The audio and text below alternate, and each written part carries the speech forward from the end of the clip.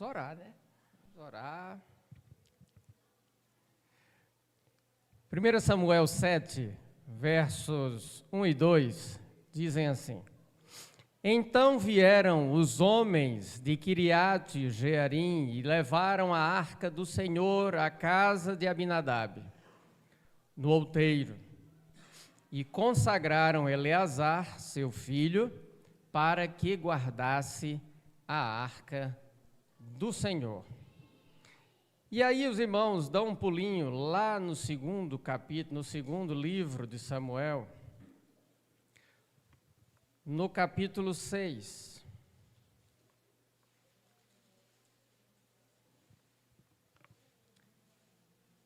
O verso 11. 2 Samuel 6:11. E diz assim: Ficou a arca do Senhor em casa de Obed-edom, o geteu, 3 meses. E o resto a gente lê depois. Que Deus nos abençoe, irmãos, com a sua palavra. Vamos orar? Senhor, nós estamos na tua casa, gratos porque o Senhor nos deu mais um dia de vida. Gratos porque o Senhor nos deu mais um dia em que temos a oportunidade de adorar o teu nome na tua casa, de vir a este lugar que é consagrado à adoração a ti. Nos colocamos, ó Deus, na tua presença, conscientes da nossa pequenez, conscientes, ó Deus, de que sem ti e sem o teu Espírito Santo em nossa vida, nós não somos nada, não fazemos nada, não temos nada, não merecemos nada, mas foi o Senhor lá na cruz, através do teu Filho, que nos resgatou, que nos redimiu, que nos justificou, e hoje, ó Deus, estamos aqui com o único objetivo de agradecer a Ti por essa obra espetacular na nossa vida. Mas agora nos colocamos na Tua presença, rogando a Ti que abra os nossos ouvidos, a nossa mente, o nosso coração. Tira, ó Deus, de nós qualquer coisa que afete a nossa atenção e que estejamos única e exclusivamente atentos ao que estaremos ouvindo nesta noite. Usa-nos na transmissão do Teu recado. Fala ao nosso coração. Transforma vidas nessa noite, sendo essa a Tua vontade. Consagra-nos, ó Deus, cada vez mais ao Teu serviço. É o que Te pedimos nesse instante, agradecidos em nome de Jesus. Amém. Irmãos, qual é a importância de Deus para você? Você já se fez essa pergunta?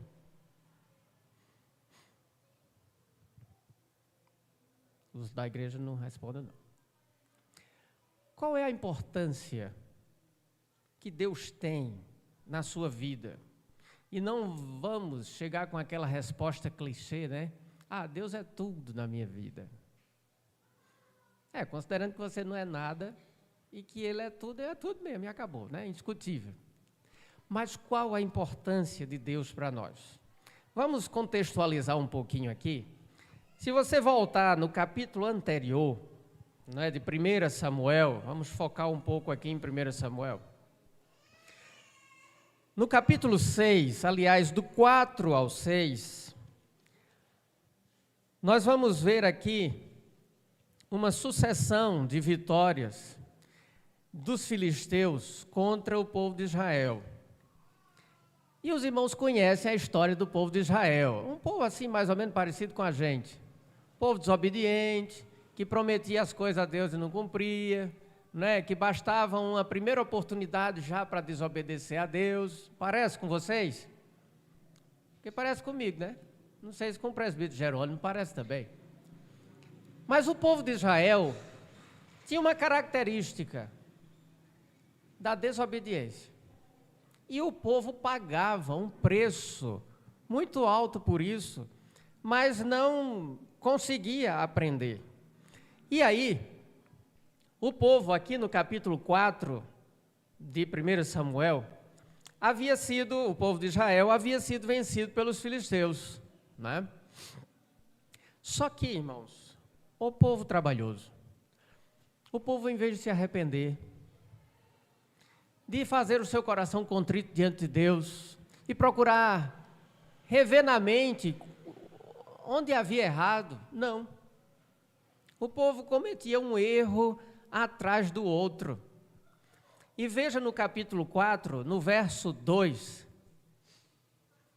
que diz assim: dispuseram-se os filisteus em ordem de batalha para sair de encontro a Israel. Travada a peleja, Israel foi derrotada pelos filisteus. E estes mataram no campo aberto cerca de 4.000 homens. Esse era o momento do povo recuar, pedir perdão a Deus, saber de Deus onde havia errado, mas não. Sabe o que foi que eles fizeram? Verso 3. Voltando o povo ao arraial, disseram aos anciãos de Israel: por que nos feriu o Senhor hoje diante dos filisteus?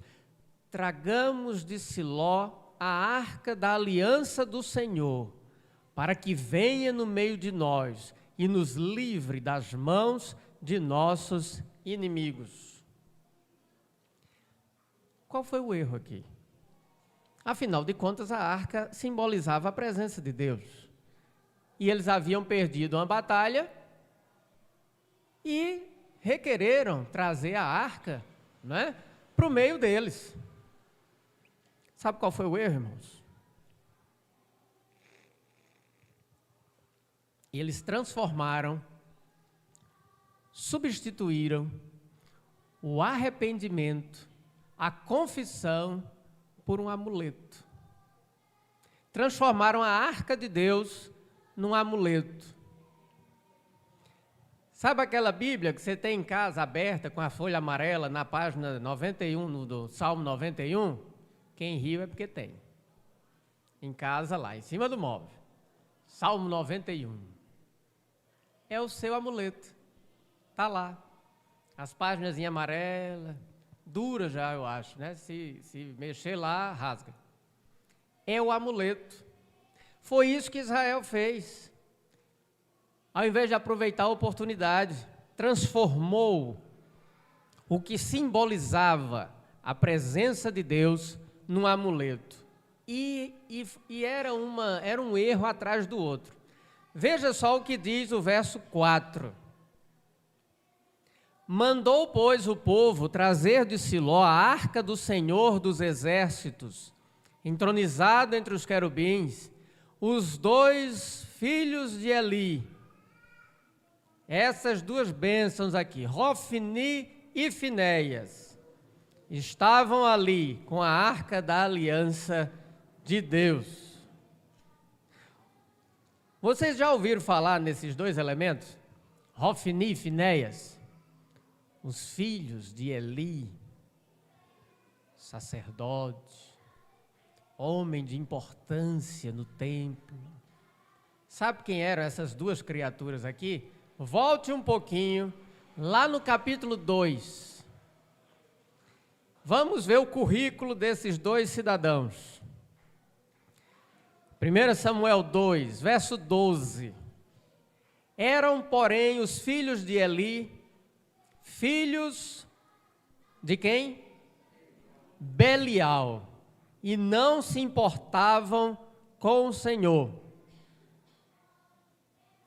Pois o costume daqueles sacerdotes com o povo era que, oferecendo a alguém sacrifício, vinha o moço do sacerdote, estando-se cozendo a carne, com um garfo de 3 dentes na mão, e metia-o na caldeira, ou na panela, ou no tacho, ou na marmita, e tudo quanto o garfo tirava, o sacerdote tomava para si.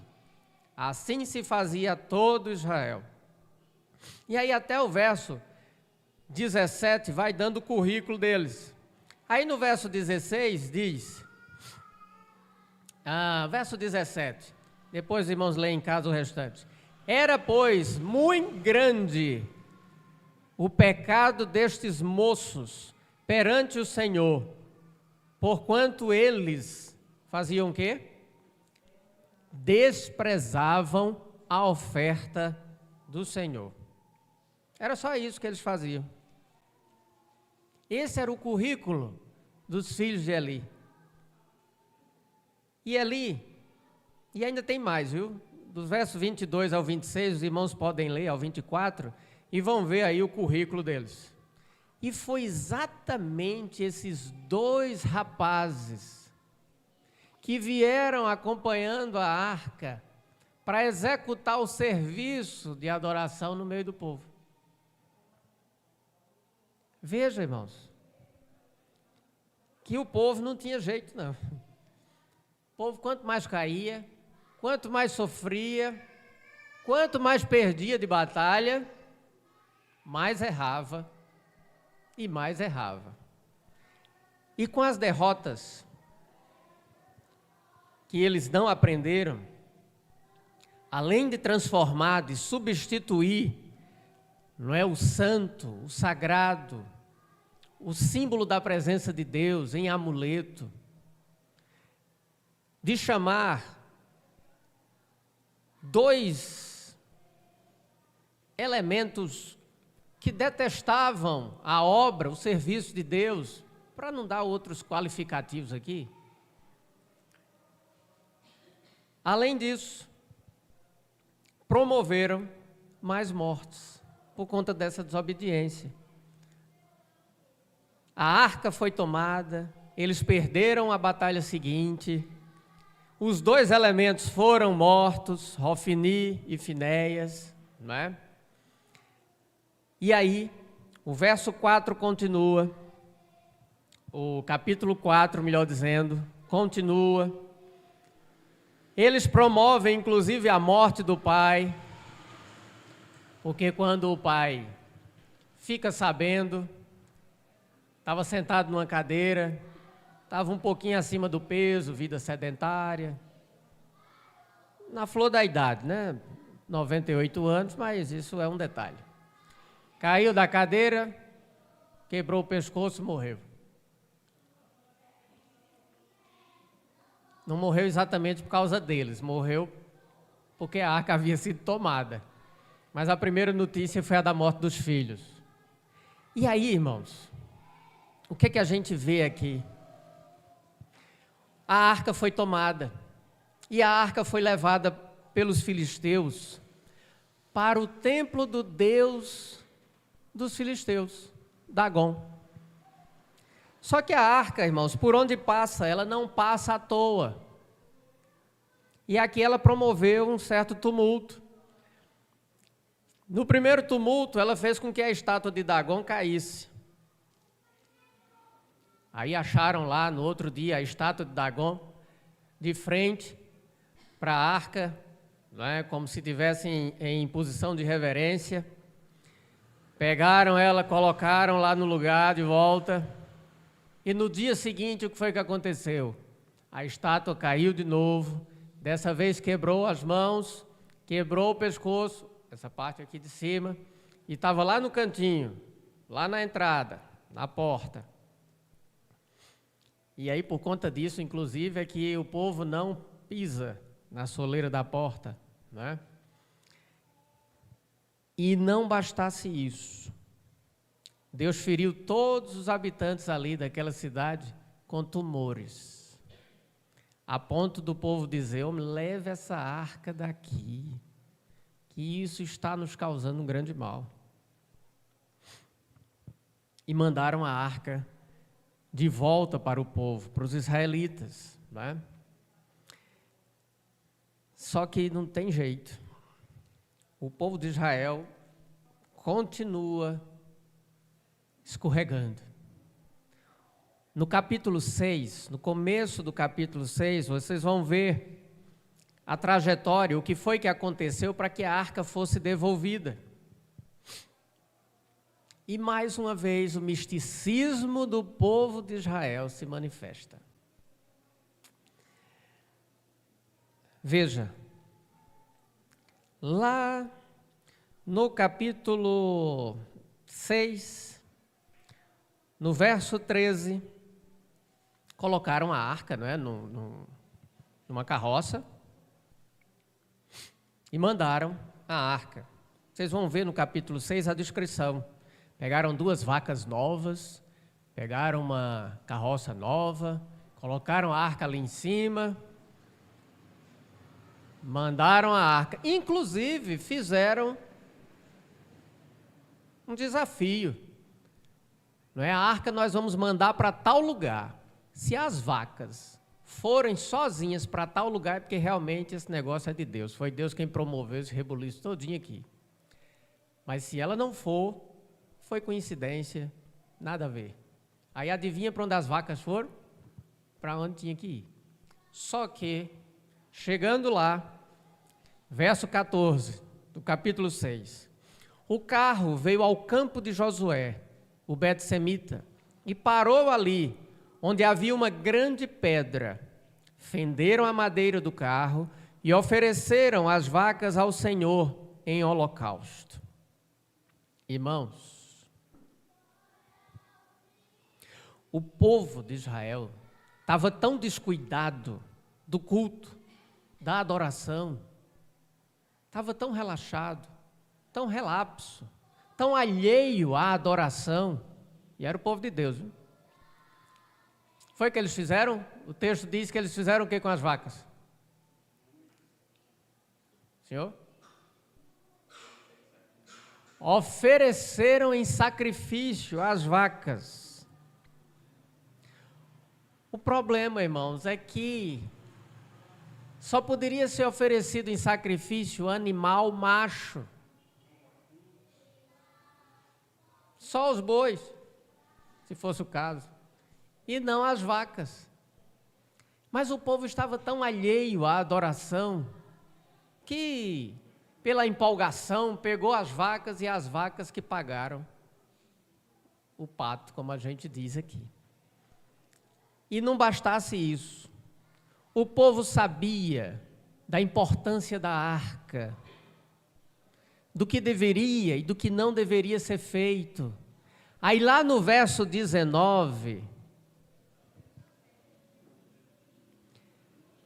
o que é que diz? Feriu o Senhor os homens de Bet-Semes, porque olharam para dentro da arca do Senhor. Sim, feriu deles 70 homens.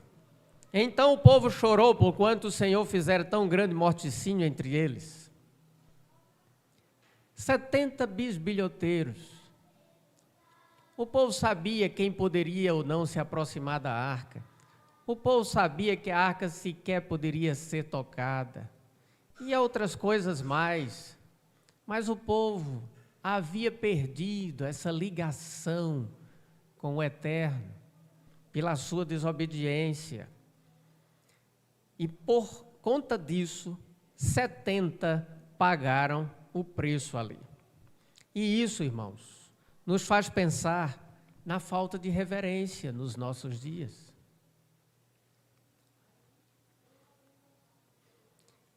Eu sempre, alguns irmãos aqui e ali estão acompanhando nossa escola dominical, e aqui e ali eu cito uma frase.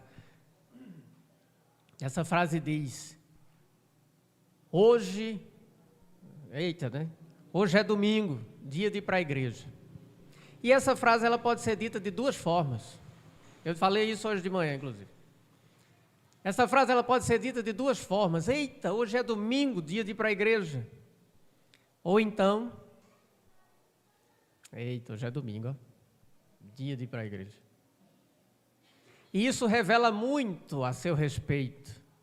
Isso revela muito o conceito que você tem da igreja, de vir à igreja, do que fazer na igreja e do porquê vir à igreja. E o povo aqui estava mostrando, demonstrando essa irreverência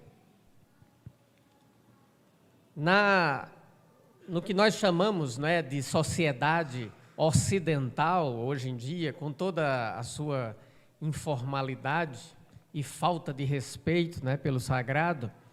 É fácil até os cristãos ficarem tão chegados a Deus a ponto de esquecerem que Ele é elevado e exaltado. Isso não é uma frase minha. Isso é uma frase de um comentarista, Wisby. Perdeu-se a noção de reverência. Perdeu-se a noção de formalidade, do sagrado.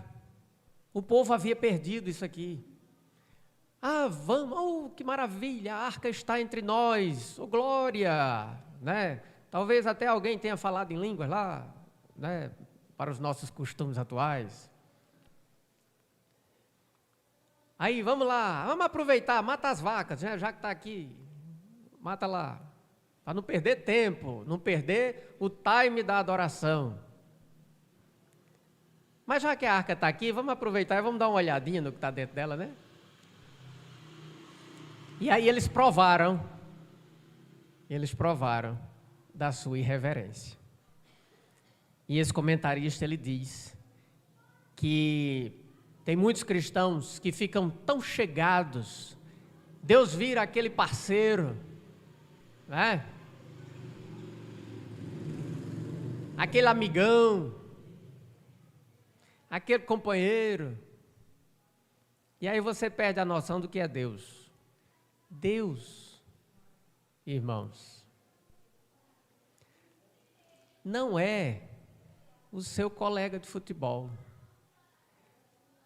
não é o seu colega de faculdade, não é seu parça. Deus é Deus. E ponto. Quando ele mandou Moisés falar com o faraó, Moisés deu aquela gaguejada. Disse, mas tio, eu não sei falar e tal. Não se preocupe não, vou mandar um tradutor com você. E ele disse, mas se o povo perguntar quem me mandou? Deus disse que ele fizesse o quê? Diga que eu sou, me mandou. Então, irmãos, Deus é Deus. Somos filhos por adoção.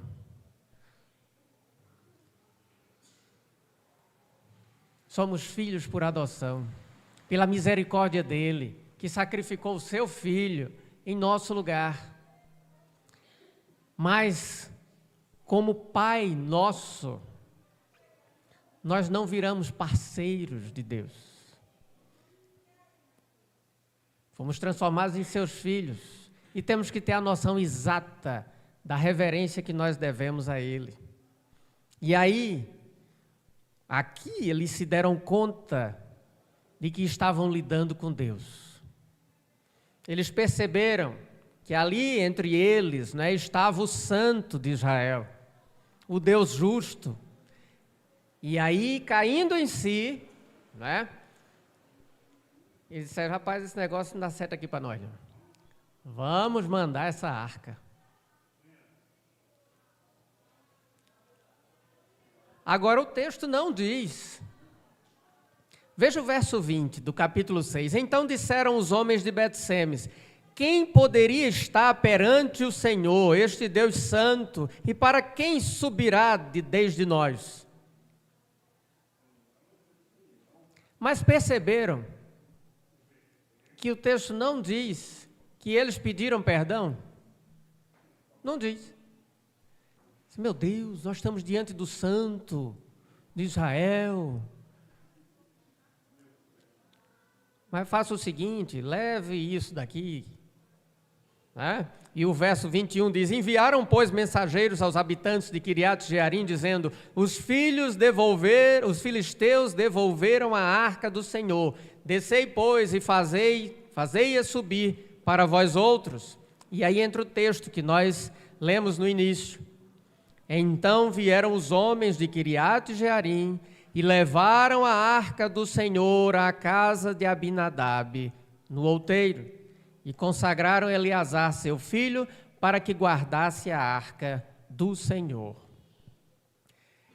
E aí entra, além desse texto, entra também o texto de 2 Samuel. E vamos ler rapidamente Samuel 6, porque o presbítero Jerônimo disse que eu podia até 10, mas eu não posso abusar da boa vontade, né, do dirigente. Teve um irmão que disse ali misericórdia, né? Segundo Samuel 6 diz assim: tornou Davi a juntar todos os escolhidos de Israel em número de 30.000. Dispôs-se e com todo o povo que tinha consigo partiu para Balá de Judá, Kiriat-Jearim, para levarem de lá para cima a arca de Deus, sobre a qual se invoca o nome do Senhor dos Exércitos, que se assenta acima dos querubins. Verso 3. Vamos prestando atenção nos detalhes, tá? Puseram a arca de Deus num carro novo e a levaram da casa de Abinadab, que estava no outeiro. E Uzai e Aiô, filhos de Abinadab, guiavam o carro novo. Levaram-no com a arca de Deus da casa de Abinadab, que estava no outeiro. E Aiô ia adiante da arca. Davi e toda a casa de Israel alegravam-se perante o Senhor com toda sorte de instrumentos de pau de fala, com harpas, com saltérios, com tamborins, com pandeiros, com símbolos. Uma festa. Quando chegaram à eira de Nacon, estendeu Uzá a mão à arca de Deus e a segurou, porque os bois tropeçaram. Então, a ira do Senhor se acendeu contra Uzá, e Deus o feriu ali por esta irreverência, e morreu ali junto à arca de Deus. Vamos parar aqui. Um textinho curto. Mas, irmãos, tem 3 lições aqui nesse texto fundamentais para nós. Fundamentais. Primeiro texto, primeira lição: não tornar comum o quê? Os 4 aqui, mas rapaz, não faça vergonha não. Não tornar comum o que é extraordinário. Primeira lição que nós tiramos desse texto. Volte lá para 1 Samuel.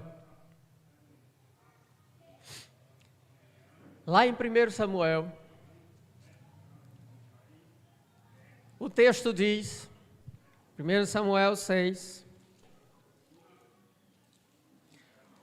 o texto vai dizer que, no verso 2, sucedeu que desde aquele dia a arca ficou em Kiriat-Jearim, e tantos dias se passaram que chegaram a 20 anos. E toda a casa de Israel dirigia lamentações ao Senhor. Irmãos, a arca da aliança, ela simbolizava a presença de Deus. Foi levada para a casa desse cidadão aqui, passou lá 20 anos. Sabe o que é que o povo fazia? E toda a casa de Israel dirigia lamentações ao Senhor. Abinadab e a família se acostumaram com a presença da arca ali. E deixaram de fazer o principal, de honrar a presença da arca. Provavelmente, ela foi guardada lá, numa salinha, né? Esse Abinadab era um levita.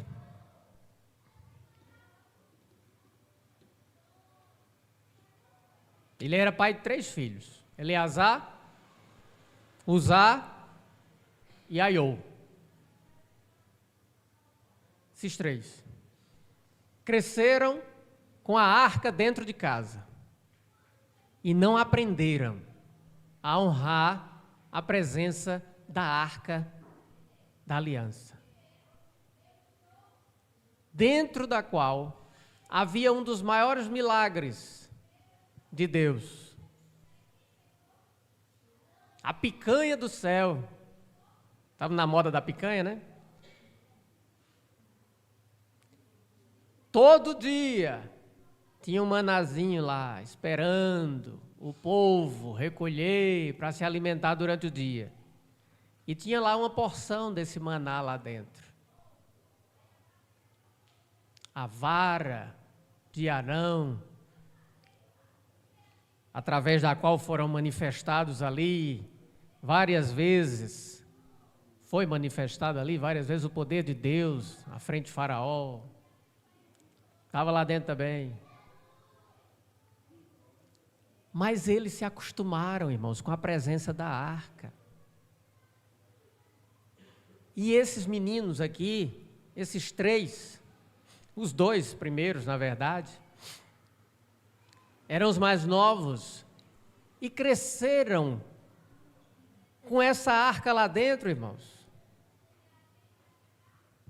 Só que o pai, levita, que sabia de todo o serviço do templo, todo o serviço de adoração, ele não ensinou os filhos. Ele até relaxou do seu serviço também. Por que relaxou? A prova está aqui. Toda a casa de Israel dirigia lamentações ao Senhor, o povo só fazia reclamar. É um pouquinho diferente de hoje? E hoje, irmãos, quando nós perdemos, não é? Quando nós tornamos aquilo que é extraordinário em algo comum, nós perdemos a noção de valor dessa coisa. A arca. Quando a gente está muito familiarizado com uma coisa, a gente não dá o devido valor a ela. Não é verdade? Poderia citar vários exemplos aqui, mas não vou citar não, porque vai comprometer um bocado. Mas quando a gente se acostuma, aquilo, né? E foi o que aconteceu. E cuidado, irmãos, que muitas vezes nós estamos acostumados em vir à igreja, né? Há mais ou menos um mês o pastor pregou lá, numa pregação dele à noite, a primeira pergunta fez: você está acostumado com a Bíblia? Ou você é acostumado com a Bíblia? Aí todo mundo entendeu a pergunta de uma forma, só que ele estava perguntando de uma outra forma. E se eu perguntar aqui, vocês vão responder a mesma coisa. Você está acostumado com a Bíblia?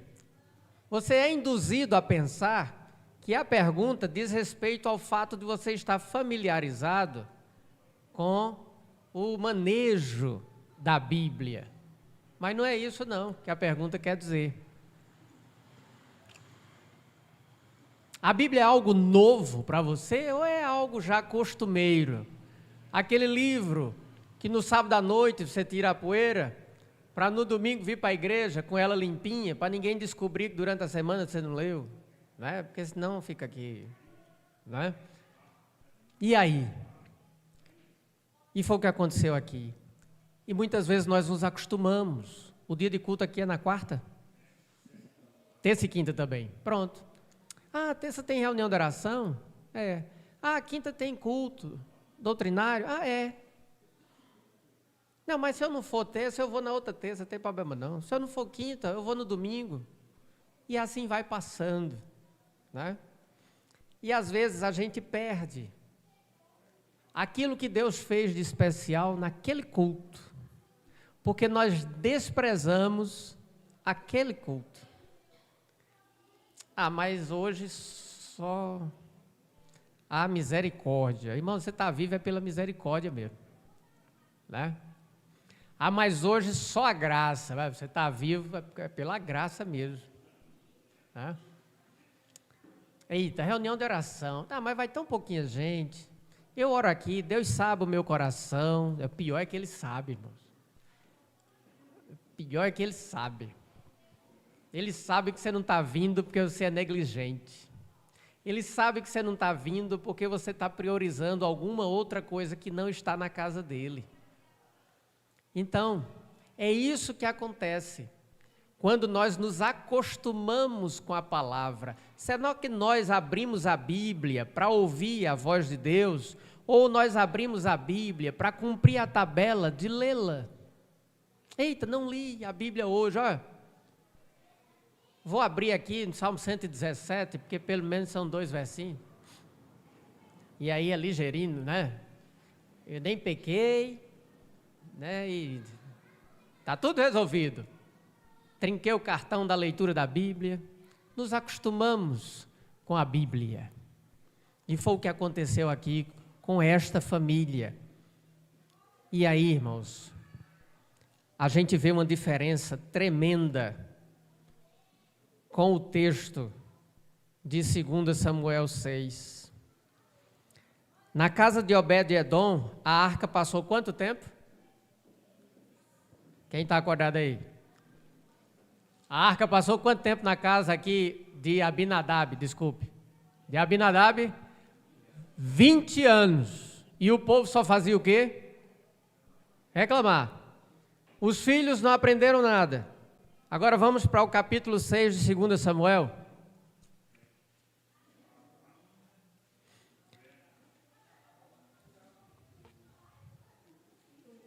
Sabe qual a prova? De que os filhos de Abinadab não aprenderam nada, nada. Está no verso 3 de 2 Samuel 6. Puseram a arca de Deus num carro novo. O erro começa aí. Alguém lembra como é que a arca deveria ser transportada? Alguém lembra aí, não? Força a mente aí, vocês. Lembra não? Senhor? Sim, mas era assim ou era assim? Sim, muito bem. A arca, ela deveria ser transportada, tinha umas varas que cruzavam os arcos lá, e aí ela deveria ser carregada aqui.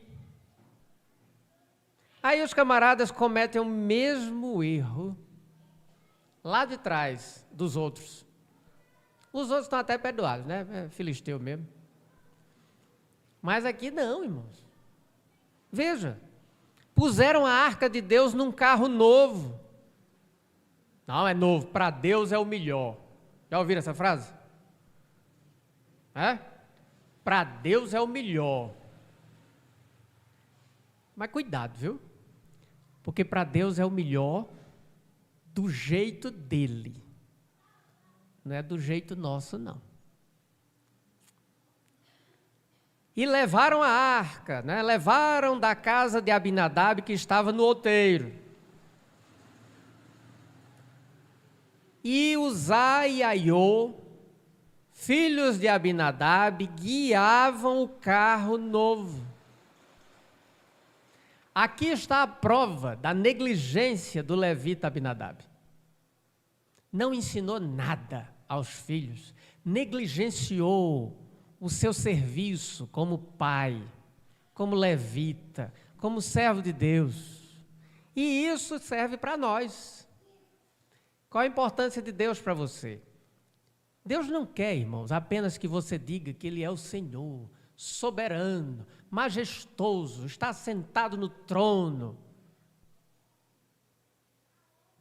Isso o diabo também diz.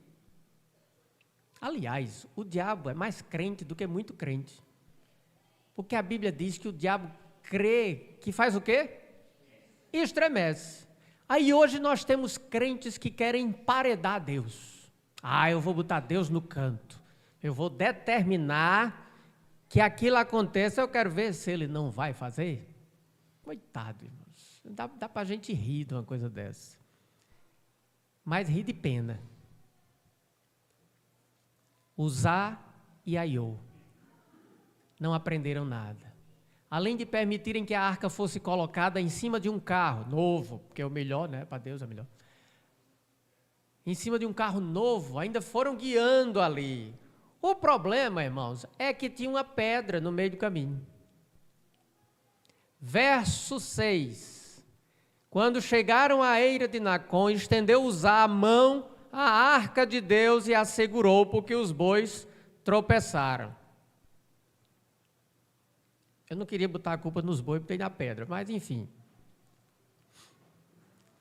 A arca foi tombando, lá vai Uzá. tocar na arca. A arca podia ser tocada? Não. E por que foi que ele não aprendeu isso? Adivinha? Porque ele se acostumou com a presença da arca dentro de casa, com aquele acessório bonito lá, e o pai foi negligente também, não ensinando a ele o que deveria, e ele pagou o preço. O que foi que aconteceu com ele? Morreu. Mas ele não estava dando o melhor para Deus? O povo estava se alegrando. Veja que a festa era grande. No verso 5 diz que Davi e toda a casa de Israel se alegravam perante o Senhor, fazendo um grande culto, não é? Naquela travessia lá. Um grande culto com vários instrumentos, e o povo adorando, e a arca sendo levada, e aquela alegria. Aí os bois olharam de lado, não viram lá o buraco, e tropeçaram. Não deixa a arca cair, porque é a presença de Deus. Pega na arca. Morreu. Irmãos, o comum, e essa é a segunda lição, o comum nos leva ao relaxamento. Em tudo. Em tudo.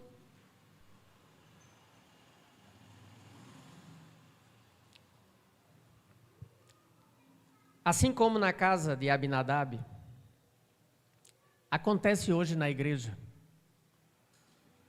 Na casa de Abinadab, a arca não causou nenhum impacto a ele, nem à família dele, e nem ao povo. O povo só via lamentando. Na igreja acontece isso também. E os irmãos estão tendo uma grande oportunidade de provar o contrário. Os irmãos estão sendo, ou foram convocados nos últimos dias, para uma prova tremenda, que foi rogar a Deus pela vida de uma pessoa, desta igreja,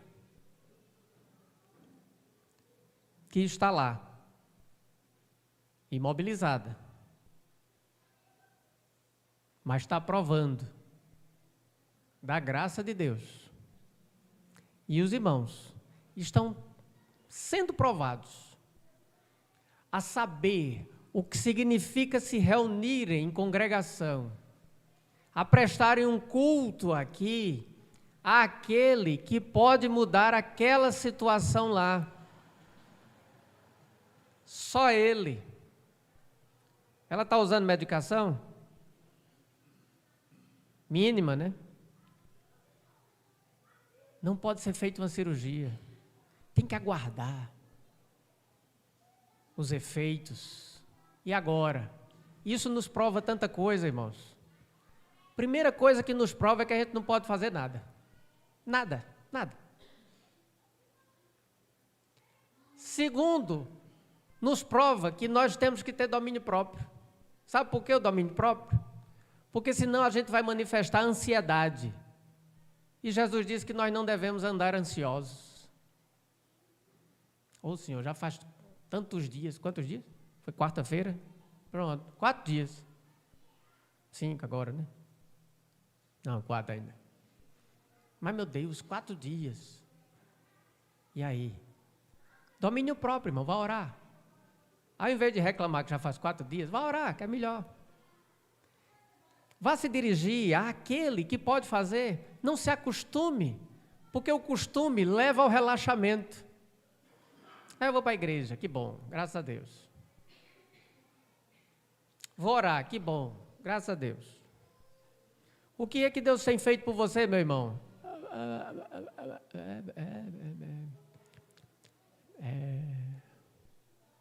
Aí fica ruminando, né? Feito vaca. Sem saber responder. Foi o que Deus fez por você, meu filho? Você está olhando para mim agora? Tá, então você está vivo. Se você está vivo, adivinhe por quê. Não é porque você come direitinho, tem uma dieta rigorosa, usa os remédios que o médico manda. Não. É porque Deus permitiu que você estivesse aqui hoje. Então não transforme em comum o que é extraordinário. Porque o comum, irmãos, nos leva ao relaxamento. Lembra o que aconteceu com o primeiro grupo que recebeu a arca lá na comunidade? Alguns morreram lá. O grupo mais atrás um pouquinho, que sabia o que a arca significava, mas resolveram roubá-la, sabia o que ia acontecer, mas resolveram correr o risco. E tomou para cima lá, comprometendo todo mundo. Não, irmãos, percamos a noção do que é extraordinário. E aí, caminhando para o final, quanto tempo a arca ficou na casa de Obed-edom? Agora sim, verso 11 de 2 Samuel 6. Ficou a arca do Senhor em casa de Obed-edom, o geteu, quanto tempo? 3 meses. Na casa de Abinadab ficou quanto tempo? 20 anos. O que foi que aconteceu em 3 meses aqui? O Senhor o abençoou e a toda a sua casa. Enquanto na casa de um, a arca virou um acessório. Talvez tenha virado até um peso. Sabe por que um peso? Porque Abinadab sabia da história, sabia o que tinha acontecido, sabia que a arca tinha sido levada para o meio da batalha e não tinha resolvido nada, porque morreram mais pessoas, porque morreram ali os sacerdotes, porque a arca foi roubada, porque onde ela foi colocada derrubou lá a estátua do Deus deles, porque causou tumores na comunidade toda, matou mais 70 bisbilhoteiros. Aí imagine a arca chegando na casa de Abinadab. Bota a arca aí, meu filho, guarda aí um pouquinho. Não tem outro, não tem outra casa, não. Quem sabe ele não pensou isso, né? Mas aqui, depois da arca ter feito isso tudinho, vai, né? E guardou lá. Guardou, literalmente guardou a arca. Mas aqui, na casa de Obed-edom, ela só passou 3 meses. Tempo suficiente para esta família, irmãos, provar do que a arca poderia fazer na vida deles. Não torne comum o que é extraordinário. O comum leva ao relaxamento. Não torne comum o que Deus santificou. Obed-edom era levita, Abinadab também era. Obed-edom tinha as atividades próprias dos levitas, os irmãos sabem da história, né? Só que, mais uma vez, outro erro é cometido aqui, não tem jeito. O Davi é um menino traquino, mas era um homem. Ele era um menino traquino, mas era um homem segundo o coração de Deus. Deus é muito misericordioso, irmãos. Pense. A misericórdia de Deus não tem como a gente aquilatar. E o que foi que aconteceu aqui? Davi sabia que Obed-edom era envolvido, não é? No serviço de Deus, como levita. E não duvidou de levar para a casa dele, né? Só que Obed-edom não precisou de 20 anos para provar da bênção que Deus poderia lhe dar, né? E o texto ele diz claramente que Deus abençoou aquela família por amor à sua arca. Não devemos tornar comum o que Deus santificou. E eu trago o exemplo mais uma vez da igreja. Qual é o conceito, não é, que os irmãos têm de igreja? A igreja somos nós. O culto ele nunca acaba, porque nós Devemos prestar o culto aqui, onde quer que estejamos, né? Mas o que é que os irmãos entendem de igreja? Igreja é um local de adoração, como local, né? É um local de adoração. Essas 4 paredes aqui, quando nós sairmos daqui, esse templo, ele vai ser o quê? As 4 paredes com as portas fechadas. Porque a igreja saiu. Foi para casa. Para testemunhar em outro lugar. E ficou aqui o local de culto. Mas muitas vezes nós tornamos comum aquilo que Deus santificou. Quando nós chegamos aqui, nós oramos, agradecemos pela chegada, pedimos a Deus que aceitasse a nossa adoração,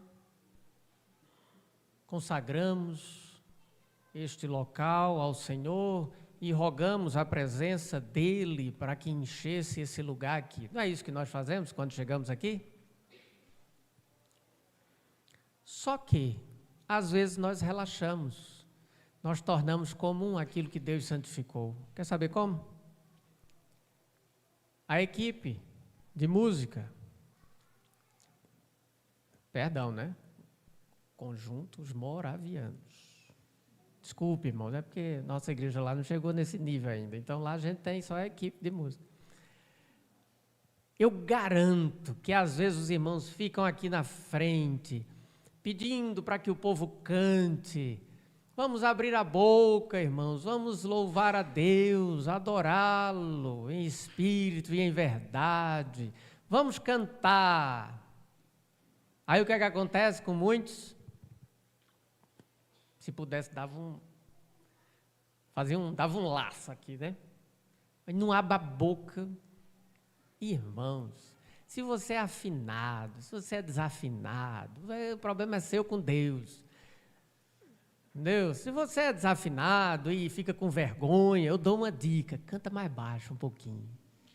Pronto, resolveu o problema. Depois você, né, vai conversando com o Senhor, pedindo para Ele lapidar, tem misericórdia de mim, né, e dos irmãos que ficam perto de mim. E assim vai, irmãos. Mas não ficar calado. Salmo 122 diz o quê? Alegrei-me quando me disseram, vamos para onde? Para a casa do Senhor. Aí você chega ali na porta, não é aqui não, mas já aconteceu em outros lugares. Aqui, graças a Deus, ainda não vi isso não. Espero nunca ver. Você chega numa igreja, num local aí vai entrando, aí alguém vai lhe recepcionar, paz do Senhor. Não, essa eu não quero não. Puxa. Essa paz rancorosa. Aí quero não. Abra um sorriso.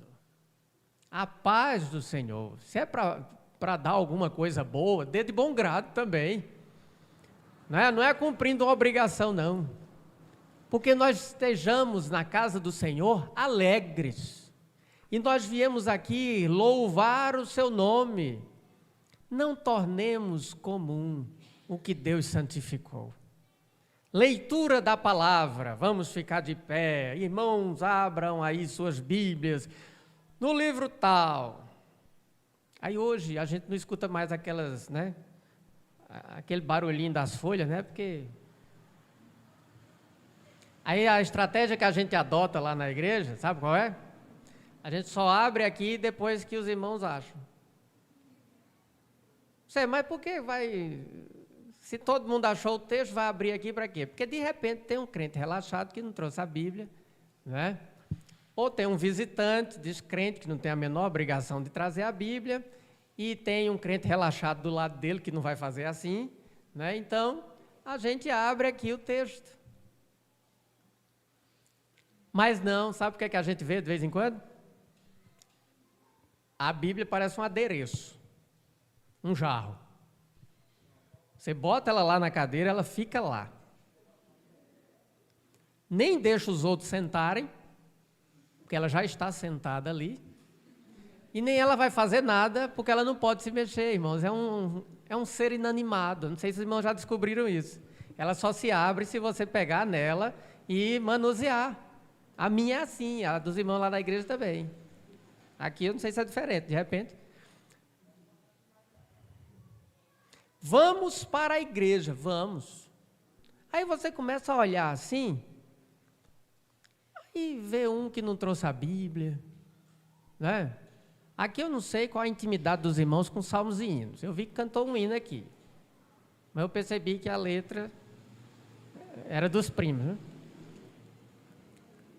E aí, não, foi só uma estrofezinha, relaxa, fica frio. Cadê a Bíblia, meu filho? Né? Não façam como numa igreja que temos ali, que os irmãos já deixam a Bíblia na igreja, que é marcando um lugar. Eu espero que tenham outra em casa, irmãos, eu, sinceramente. Não sei se alguém está se identificando aqui, né? Tem gente rindo, enfim. Mas, irmãos, não tornemos comum o que Deus santificou.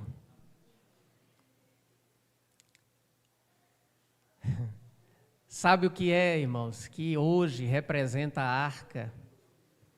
É o Senhor Jesus, que representa, né, para o povo de Deus aquilo que a arca representava nos dias de Israel. E quando é colocado no seu devido lugar, lugar de destaque em nossa vida, sabe o que é que acontece com a nossa vida? Ela é abençoada. Aí tem crente que é murmurador, né? Opa, é descendente lá de Israel mesmo. Só faz murmurar, irmãos. Mas não diz que é crente. Por que é que murmura tanto? Um dos elementos do fruto do Espírito é a alegria, é o segundo, inclusive. Salvo engano. Gálatas 5, 22, depois os irmãos vejam aí. Né? Amor, não me engano, alegria é o segundo.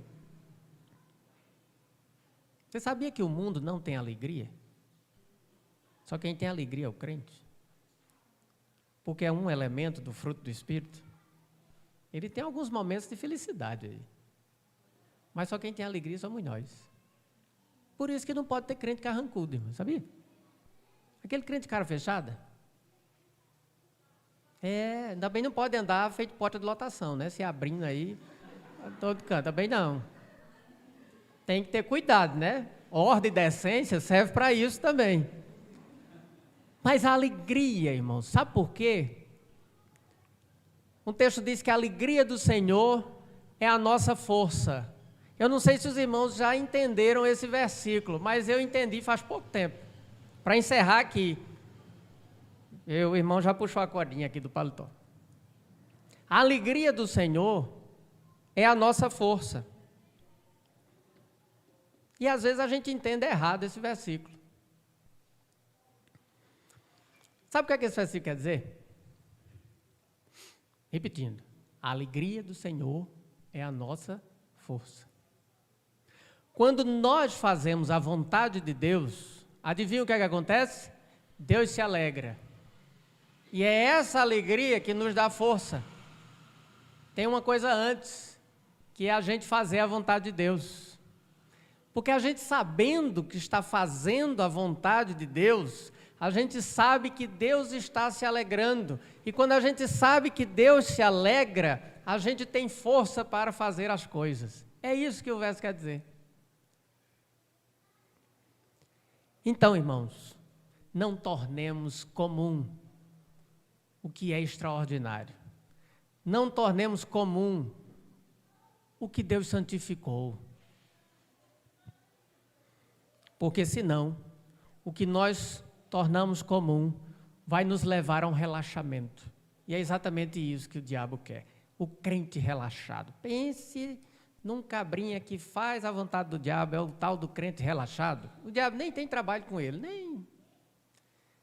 nem tchuiu para ele. Porque ele já sabe que está no vai da valsa mesmo, isso aí não me dá trabalho não. Eu vou para aquele ali que está orando demais, está lendo a Bíblia demais, está indo na igreja demais, porque esse é o que está me dando nos nervos, que está fazendo a vontade de Deus. É nesse que eu vou investir. No outro eu não vou perder tempo não, porque ele não está tendo muito tempo para perder, porque está pertinho já, o fim dele. Então, irmãos, tenhamos o cuidado. Nós temos na nossa casa o que há de mais valioso. Nós temos em nós o que há de mais valioso. Sabe o que é? O que é? O quê? Eu estou vendo você dizer. a presença do Espírito Santo em nós. E nós relaxamos isso, nós tornamos isso comum. Mas às vezes queremos a bênção de Deus, né? E esses dois personagens mostram exatamente os dois tipos de crentes que existem. O crente relaxado e o crente consagrado. O crente relaxado, não é que ele não seja crente, mas é porque ele precisa de uma lapidaçãozinha mais apurada, né? O fogo precisa ser mais aquecido para poder burilá-lo. E o crente consagrado, esse prova das bênçãos de Deus. É tão fácil perceber.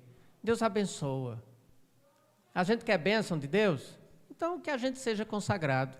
Que Deus tenha misericórdia de nós. Que nos abençoe. Que nos faça mais consagrados que ontem. Menos consagrados que amanhã. Mas que nos faça amanhã mais consagrados que hoje. Que Deus nos abençoe, irmãos. Amém. Vamos orar? Vamos ficar de pé? Eu já dei um chazinho de cadeira aos irmãos. Vamos ficar de pé, vamos orar. Eu ainda estou no crédito, irmãos. É mesmo, tem 1h10 ainda. Deixa para a vigília. Senhor, nós te agradecemos, porque o privilégio que temos de expor a Tua palavra é tão grande, que o tempo às vezes se torna mínimo. Nós te agradecemos, ó Deus, porque o privilégio de estarmos aqui no meio do Teu povo, de portas abertas, tendo, ó Deus, a Tua palavra e o culto a Ti, alcançando lugares que a gente nem imagina, porque há uma transmissão e fica gravado, e outras pessoas mais poderão ver este culto e prestar esse culto juntamente conosco em outra oportunidade, mas principalmente de ouvir a Tua palavra em outra oportunidade. Te pedimos, ó Deus, que o Senhor, assim como falou ao nosso coração, nessa noite, nos faça colocar em prática, que não sejamos como Abinadab, em cuja presença, ó Deus, a Tua arca, aquilo que simbolizava a Tua presença, não significou nada. Passados 20 anos ali, para ele, não houve qualquer relevância, não causou nenhum impacto, mas torna-nos, ó Deus, como Obed-edom, que bastaram 3 meses para que a sua família provasse das Tuas bênçãos, para que, ó Deus, o povo ao seu redor percebesse a bênção da Tua presença no meio deles. Ajuda-nos, ó Deus, como povo Teu, tira de nós a negligência, o relaxamento, o comum. Quantas vezes tornamos comum a Tua palavra, a oração a Ti, nossos momentos de devocional para os que têm, e toca no coração daqueles que não têm, esse momento de intimidade com o Senhor, para que possam, ó Deus, ter um tempo no seu dia a dia, para ler a Tua palavra, para orar, para falar contigo em secreto, porque é nesses momentos em secreto que nós incomodamos o inferno, porque ele não sabe o que nós estamos dizendo ali, conversando ali com o Senhor. É em secreto, ó Deus, é em segredo que nós podemos nos derramar diante do Senhor e podemos clamar ao Senhor. Por isso, ó Deus, concede-nos a Tua graça a cada dia e a Tua misericórdia que se renove sobre nós a cada manhã, porque sem ela, ó Deus, nós não podemos viver neste mundo. E mais uma vez queremos Te pedir pela Tua serva, Maria Eduarda. Te agradecemos, ó Deus, porque ela está nesta igreja, tem a assistência do Teu povo aqui, e é este povo que tem orado incessantemente por ela. E nós Te agradecemos porque temos já percebido o fruto das nossas orações, porque temos tido, ó Deus, notícias praticamente diárias da sua evolução. E nós Te agradecemos porque estamos pedindo a pessoa certa, porque estamos pedindo ao único que pode resolver esse problema, porque nós podemos nos dirigir ao Senhor, provando a nossa pequenez, mas também, ó Deus, provando da Tua imensidão, da Tua grandeza, da Tua soberania, da Tua majestade, provando, ó Deus, que o Senhor é o médico dos médicos, que assim como o Senhor está conosco aqui, o Senhor está com ela ali, naquele leito de hospital. E sabemos, ó Deus, que o Senhor está agindo no seu organismo. Sabemos, ó Deus, que se o Senhor quiser, o Senhor pode levantá-la neste momento daquele lugar. Pode fazê-la sair daquele coma induzido nesse instante. Pode fazê-la, ó Deus, surpreender a todos que estão ali lhe assistindo. Mas nós também somos conscientes que em Tua soberania, o Senhor pode fazer com que os médicos sejam usados, a medicação seja usada, para que eles provem do Teu poder, para que eles vejam um milagre através de suas vidas, porque o Senhor os formou para isso. Portanto, ó Deus, te pedimos, sê com ela, continua a abençoá-la, evoluindo o seu quadro beneficamente, e que em breves dias nós possamos fazer um grande culto aqui.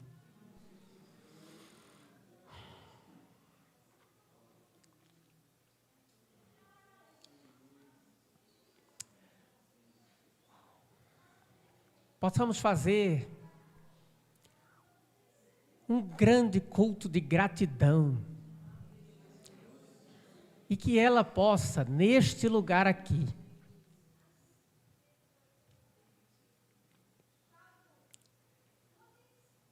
expor o milagre que o Senhor fez em sua vida.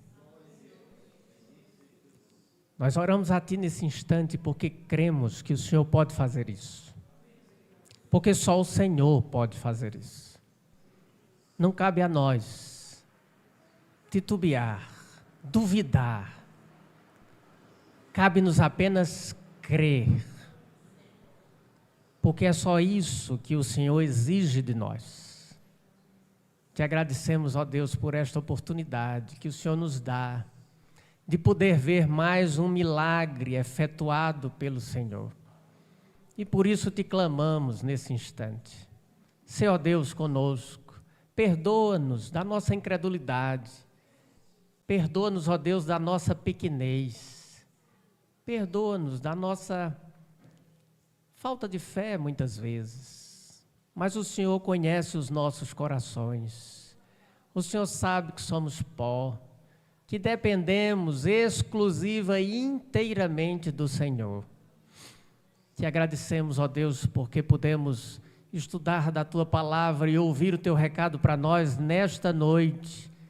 Abençoa-nos e faz-nos hoje mais crentes que ontem, mas faz-nos amanhã muito mais crentes que hoje.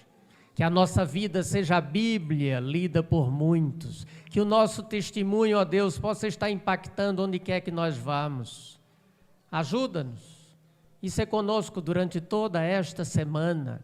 Concede-nos notícias alegres de tudo que estamos te pedindo nesse instante e ser especialmente com cada familiar da tua serva, com seus pais, com seus irmãos. Abençoa-os nesse instante, consolando-os, dando-lhes, ó Deus, o conforto que só o Teu Santo Espírito pode nos dar. É o que te agradecemos e te pedimos, em nome de Jesus. Amém e amém. Os irmãos podem sentar? E desde já eu agradeço por esta mais uma oportunidade que Deus nos dá de transmitir a sua palavra.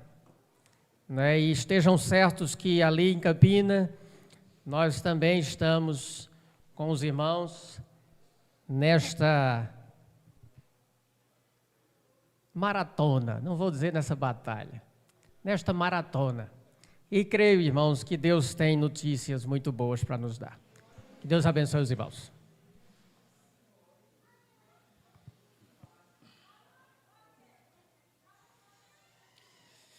Quem pode dar uma glória a Deus? Bendito seja Deus. Ele ficou devendo aqui mais 1 hora para nós, tá, irmãos? Disse que até 10 horas, na próxima ele paga, tá bom? Irmãos, semana nós temos trabalho normal, porém com alguns acréscimos. Vamos orar amanhã, segunda-feira, a partir das 7h30 às 8h15, tá bom?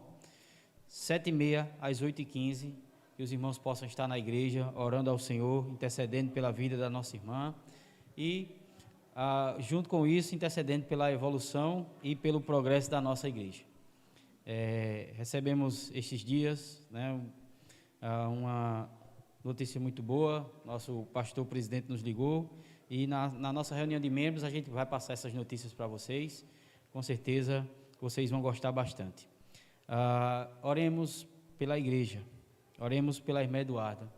Sejamos, como disse o presbítero Enio, sejamos mais cirúrgicos nas nossas vidas espirituais e não tornamos comum aquilo que Deus fez de extraordinário em nossas vidas. Amém? Segunda-feira, oração das 7h30 às 8h15. Terça-feira, oração a partir das 7h30. Quarta-feira, trabalho em Xangrande. Lá estaremos também dedicando tempo à oração. Quinta-feira, trabalho aqui em Aroeiras, nesse cujo dia nós vamos começar de volta, trazer de volta a doutrina, porém as primeiras meia hora será apenas de oração e logo após estaremos doutrinando a igreja. Na sexta-feira estaremos ainda em oração a partir, né, das 7h15, como fizemos sexta-feira. Sejamos pontuais porque os irmãos costumam ensaiar e aí nós não atrapalhamos a programação um do outro. Amém? Qualquer novidade, qualquer dúvida, nos procure. Temos o grupo da igreja, estaremos colocando lá no grupo da igreja. Não deixem de orar em casa, irmãos, pela nossa irmã. Não deixem de orar em casa por aqueles que estão enfermos, tanto físico quanto espiritualmente. Amém? Vamos ficar de pé em nome de Jesus e vamos assim orar, encerrando mais um culto que o Senhor nos deu a oportunidade de prestar. Espere em Cristo Jesus que o seu coração receba essa palavra que hoje foi ministrada à igreja e que o Espírito não deixe ficar apenas no ouvido, mas que permita que desça ao coração e dê frutos em tempos oportunos. Oremos. Deus, obrigado, Pai, pela Tua graça e misericórdia representada e derramada em nosso meio, Senhor Deus, e sentida, Pai. No nome de Jesus, Senhor Deus, nós Te agradecemos, e essa é a palavra, Senhor. Obrigado. Obrigado porque o Senhor tem nos sustentado. Obrigado, Senhor Deus, pela oportunidade de Te adorar em reunião com os santos.